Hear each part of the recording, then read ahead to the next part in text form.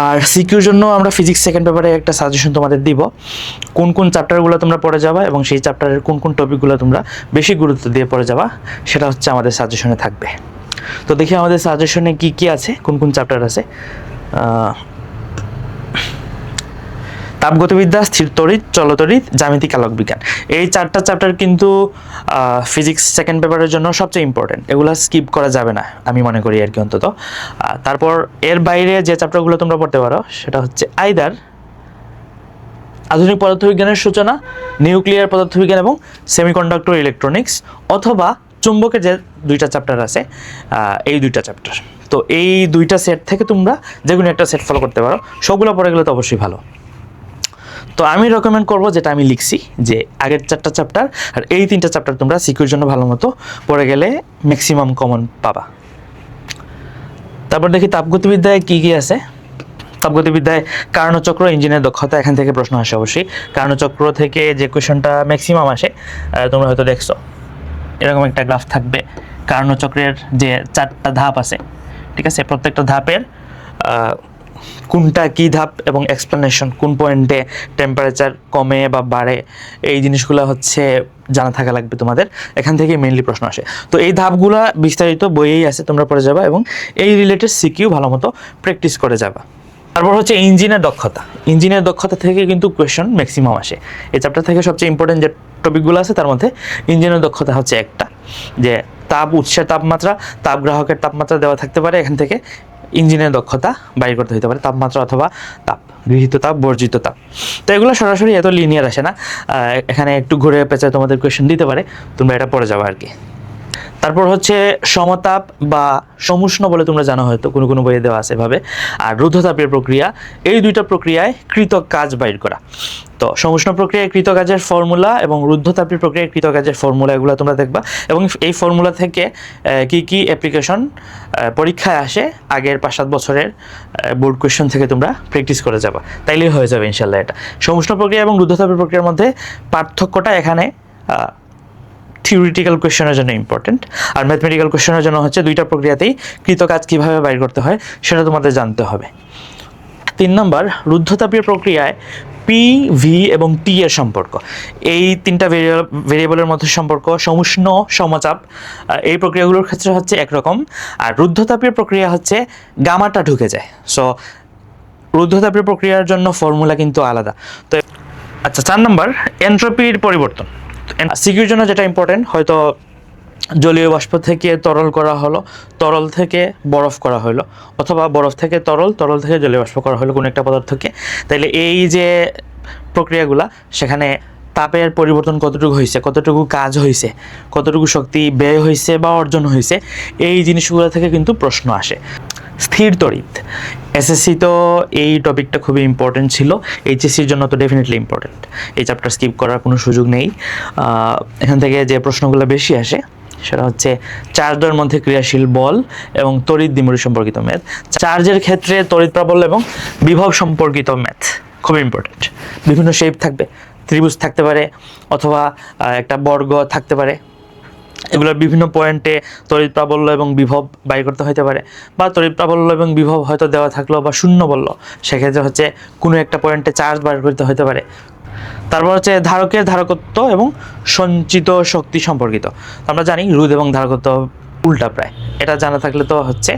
আর এর বাইরে সঞ্চিত শক্তি বাইর করা, সঞ্চিত শক্তিটা কিন্তু খুবই ইম্পর্টেন্ট, ধারকত্ব থেকে বেশি ইম্পর্টেন্ট মূলত সঞ্চিত শক্তি। সঞ্চিত শক্তির কয়েকটা ফর্মুলা আছে, ধারকত্ব দেওয়া থাকলে, চার্জ দেওয়া থাকলে এবং বিভব পার্থক্য বা বিভব দেওয়া থাকলে ধারকত্ব নির্ণয়, এই জন্য 3-4টা আলাদা আলাদা ফর্মুলা আছে, তোমরা ওই ফর্মুলাগুলো দেখে যাবা, ওই রিলেটেড সিকিউ এবং এমসিকিউ ভালো মতো প্র্যাকটিস করে গেলেই হবে। তারপর চলতড়িতে যদি আমরা যাই, চলতড়িৎ থেকেও অবভিয়াস কিছু টপিক আছে যেখান থেকে বারবার প্রশ্ন আসে। তড়িৎ ক্ষমতা নির্ণয় করা, তারপর কৃত কাজ বা ব্যয়িত শক্তি নির্ণয় করা এবং বিদ্যুৎ বিল নির্ণয় করা, বাসায় হয়তো এতটা বাল্ব আছে, এতটা ফ্যান আছে, তারপর কত ইউনিট বিদ্যুৎ এখানে ব্যয় হয়, এটা বাইর করার পর বিদ্যুৎ বিল বার করতে হতে পারে, তোমাদের একটা ফর্মুলা আছে খুবই সুপরিচিত, সেখান থেকে মূলত প্রশ্নগুলো বেশি আসে। তো এটা অবশ্যই পড়ে যাবা, তোমরা যদি কয়েকটা সিকিউ প্র্যাকটিস করে দেখবা এটা চলে আসে। তারপর রোধের সূত্র হতে প্রবাহ ভোল্টেজ নির্ণয়, এটা হচ্ছে এই চ্যাপ্টারের one of the most important এবং হটকেক কোয়েশ্চেন, যে তোমাদের হয়তো এই ফর্মুলা থেকে যে I equals to N E by capital R plus N R, এটা হচ্ছে শ্রেণীর ক্ষেত্রে, প্যারালালের ক্ষেত্রে বা সমান্তরালের ক্ষেত্রে তড়িৎ প্রবাহ N E by N R plus small R, এটাকে অনেক সময় বিভিন্ন বইয়ে এমও লেখা হয়ে থাকে। তো এই দুইটা ফর্মুলা থেকে প্রশ্ন আসতে পারে, এবং তুল্যরোধ নির্ণয় করা, তুল্যরোধ থেকেও বিভিন্ন পয়েন্টে প্রবাহ এবং বিভব পার্থক্য বাইর করা, এই রিলেটেড প্রশ্ন তো এসএসসিতেও ছিল, আর একটু কমপ্লেক্স করে এইচএসসিতেও এটা কিন্তু খুব ইম্পর্টেন্ট টপিক। তারপর কিরশফ বা কারশফ কোন বইয়ে থাকে, এখান থেকেও কিন্তু পরীক্ষায় প্রশ্ন বারবারই আসে। কিরশফের যে দুইটা সূত্র আছে সেগুলো পড়ে যাবা এবং সেগুলোর অ্যাপ্লিকেশন ভালো মতো পড়ে যাবা। বিশেষ করে 4 নম্বর যে টপিক সেটা হচ্ছে হুইটস্টোন ব্রিজ। হুইটস্টোন ব্রিজও কিন্তু মূলত কিরশফের সূত্র অ্যাপ্লাই করা হয়। এখান থেকে হুইটস্টোন ব্রিজ থেকে যেটা বেশি আসে, এবং এই চ্যাপ্টারের যদি বলো যে সবচেয়ে সহজ ইয়েট ইম্পর্ট্যান্ট টপিক কোনটা, সেটা আমি বলবো হচ্ছে হুইটস্টোন ব্রিজ। তোমরা হয়তো চিত্রটা দেখে অনেক সময় ঘাবড়ে যাও, বাট এখান থেকে প্রশ্ন যেটা আসে সেটা তো হচ্ছে খুবই একই টাইপের প্রশ্ন আর কি। P by Q equals to R by S, এগুলো কিন্তু রোধ। পি হচ্ছে একটা রোধ, কিউ হচ্ছে একটা রোধ, আর এস এগুলো হচ্ছে রোধ। তো P by Q equal to R by S, এটা মেনটেন করতে হইলে এখানে কোনো একটা রোধে শান্ট বা কতটুকু রোধ প্যারালালি বা শ্রেণীতে যোগ করতে হবে, এই টাইপের প্রশ্ন কিন্তু এখান থেকে সবচেয়ে বেশি আসে। ঠিক আছে, ধরো হচ্ছে P1 Q2 আর হচ্ছে 5, তোমাকে এস বাইর করতে বললো, তো অবভিয়াসলি এটা যদি হাফ হয়ে থাকে আর 5 হয়, এস 10 হবে। ঠিক আছে, কোয়েশ্চনে হয়তো এস একটা মান দেওয়া থাকবে, কোয়েশ্চনের মানের চেয়ে যদি এই যে এসটা বেশি হয়, সাপোজ কোয়েশ্চনে 8 আসলে এখানে 10 আসছে, তার মানে তোমাকে শ্রেণীতে একটা শান্ট যোগ করতে হবে। আর কোয়েশ্চনে যদি ধরো 12 থাকে আর এখানে 10 আসছে, তার মানে সমান্তরালে তোমার একটা রোধ যুক্ত করতে হবে। তো এই টাইপের প্রশ্ন কিন্তু হুইটস্টোন ব্রিজ থেকে বেশি আসে। শান্ট হচ্ছে শান্টের সংজ্ঞা পড়তে পারো কখের জন্য, আর ম্যাথও কিন্তু শান্ট থেকে ভালোই আসে। আচ্ছা, গ্যালভানোমিটার এবং শান্টের রোধের রিলেশনের একটা ফর্মুলা আছে, এটাও তোমরা পড়ে যাবা, এখান থেকে কিন্তু পরীক্ষার প্রশ্ন আসে। তারপর জ্যামিতিক আলোক বিজ্ঞান, এটা কেউ জ্যামিতিক আলোক বিজ্ঞান না পড়ে তোমাদের ভৌত আলোক বিজ্ঞান রিকমেন্ড করতে পারে, তবে আমি মনে করি যে জ্যামিতিক আলোক বিজ্ঞানটা পড়ে যাওয়া বুদ্ধিমানের কাজ হবে। ভৌত আলোক বিজ্ঞান থেকে মাঝে মধ্যে প্রশ্ন নাও দিতে পারে, তবে ভৌত আলোক বিজ্ঞান কঠিন হলেও ভৌত আলোক বিজ্ঞানে কয়েকটা টপিক আছে, ওই 2-3টা টপিক থেকেই বারবার প্রশ্ন আসে। আর জ্যামিতিক আলোক বিজ্ঞান থেকে কী কী প্রশ্ন আসে আমরা একটু দেখি। লেন্সের থেকে প্রশ্ন আসে, প্রিজম থেকে প্রশ্ন আসে, এবং আলোক যন্ত্র থেকে প্রশ্ন আসে। তো লেন্স থেকে হচ্ছে লেন্স তৈরির সমীকরণ, বিভিন্ন মাধ্যমে ফোকাস দূরত্ব, প্রতিসরণাঙ্ক, এগুলো বাইর করার জন্য তোমাকে বলতে পারে আর কি। প্রিজমের প্রতিসরণাঙ্ক এবং ন্যূনতম বিচ্যুতি কোণ এবং বিচ্যুতি কোণ, এই দুইটা থেকেই প্রশ্ন আসতে পারে। তো প্রিজমের ম্যাথগুলো ভালো মতো পড়ে যাবা। প্রিজমের ক্ষেত্রে হচ্ছে সমবাহু ত্রিভুজ বা সমবাহু আকৃতির যে প্রিজম, সেখানে প্রতিসরণাঙ্ক এবং বিচ্যুতি কোণ পরীক্ষায় আসে। আলোকযন্ত্র, এখান থেকে ওই অনুবীক্ষণ যন্ত্র থেকে হচ্ছে লেন্সের স্থান বিনিময় করলে বিবর্ধন পরিবর্তন হবে কি না বা কতটুকু পরিবর্তন হবে। অনুবীক্ষণ যন্ত্রের ক্ষেত্রে লেন্সের স্থান বিনিময়ে বিবর্ধনের যে পরিবর্তন, এই টপিকটা এই কোয়েশ্চেন থেকে বেশি ইম্পর্টেন্ট। আধুনিক পদার্থবিজ্ঞানের সূচনা, এটা খুবই সহজ একটা চ্যাপ্টার, কিন্তু মনে হচ্ছে আপেক্ষিক তত্ত্ব রিলেটেড যে ম্যাথ, দৈর্ঘ্য সংকুচন, সময় বা কাল দীর্ঘায়ন, এম এবং এম নটের যে সম্পর্ক, এল এবং এল নটের যে সম্পর্ক, আর হচ্ছে টি নটের যে সম্পর্ক, সেগুলো কিন্তু প্রশ্ন বারবার এই চ্যাপ্টার থেকে আসে। ঠিক আছে, তো আপেক্ষিকতার তত্ত্বের ম্যাথ এখানে এটা মানে হচ্ছে এইটা। তারপর হচ্ছে সূচন কম্পাঙ্ক, কার্যাপেক্ষক, আর তরঙ্গ দৈর্ঘ্য নির্ণয়, এটাও করে যাবে অবশ্যই। এখান থেকে পরীক্ষায় মাঝে মধ্যে প্রশ্ন দিয়ে দিতে পারে, যদি সহজ প্রশ্ন করে তাইলে এখান থেকে দিবে, আর একটু জটিল প্রশ্ন যদি করতে চায় বা সহজ প্রশ্ন এখান থেকেও করা যায়, এখান থেকে প্রশ্ন দিতে পারে।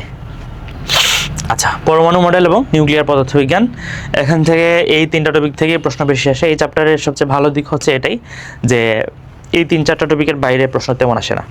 ঠিক আছে, ভোট ত্রুটি নির্ণয়ের যে ম্যাথগুলো আসে, এবং এটা কিন্তু থিওরিটিক্যালি বোঝার বিষয় আছে, ভালো মতো পড়ে যাওয়ার চেষ্টা করবা, এখান থেকে প্রশ্ন আসে। তারপর হচ্ছে ক্ষয় ধ্রুবক এবং গড় আয়ু নির্ণয়। ঠিক আছে, তারপর হচ্ছে তেজস্ক্রিয় ক্ষয় সম্পর্কিত ম্যাথস, একটা ফর্মুলা তোমরা জানো কিনা, যে n equals to n naught E to the power minus lambda T.